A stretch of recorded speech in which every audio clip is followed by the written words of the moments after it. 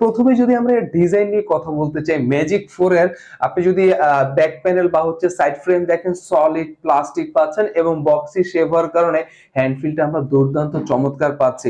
But এই ফোনটি যখন হাতে রাখবেন, গ্রিপ করবেন, দূর থেকে দেখলে কেউ বলবে না এটি কিপ্যাড ফোন, এবং আইফোন 11 সিরিজের একটি ফিল আপনি পাবেন। আসলে মানে জাস্ট ওয়াও লেভেলের ছিল। ডিজাইন নিয়ে কোনো এখানে কমপ্লেইন নেই বা হচ্ছে ডিজাইন নিয়ে কোনো কথা হবে না।